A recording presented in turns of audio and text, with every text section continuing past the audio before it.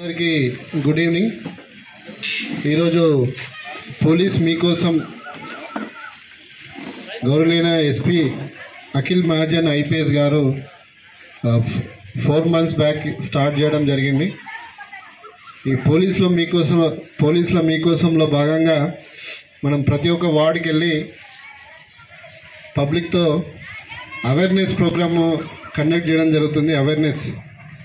మెయిన్గా అవేర్నెస్ దేని గురించి అంటే మెయిన్గా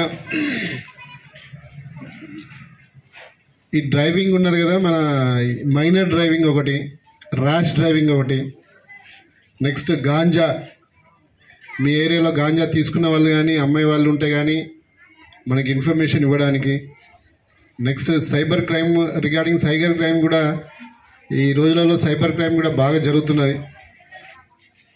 అదేవిధంగా మళ్ళీ ఈ మనీ లెండర్స్ కూడా బాగా సతాయించడం, అదేవిధంగా థెఫ్ట్, దొంగతనాల గురించి.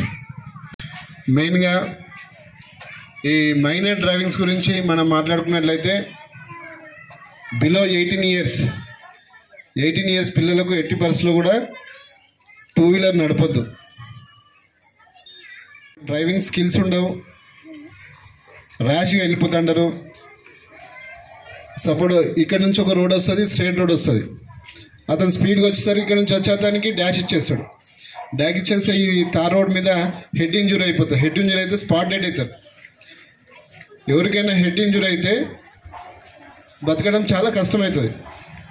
ఎందుకంటే అది సెన్సిటివ్ పార్ట్, హెడ్ అనేది సెన్సిటివ్ పార్ట్ కాబట్టి ఈ చిన్న పిల్లలకు తెలియదు. వాళ్ళకు కొత్తగా ర్యాష్గా డ్రైవింగ్ చేసుకుంటూ వెళ్ళిపోతుంటారు, యాక్సిడెంట్ అవుతుంటుంది.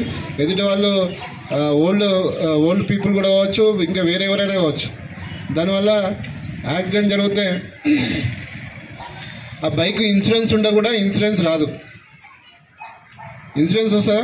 మైనర్ డ్రైవింగ్ చేసినాము, దానికి ఇన్సూరెన్స్ ఉందనుకో, ఇన్సూరెన్స్ కూడా రాదు. కాబట్టి మనము ఇల్లు అమ్ముకొని మనీ కట్టాల్సి వస్తే అతనికి, ఎదుటోనికి, మన ఎవరైతే ఇంజూర్డ్ పర్సన్ ఉంటాడో, హాస్పిటల్కి వెళ్ళే వ్యక్తి ఉంటాడో అతనికి కూడా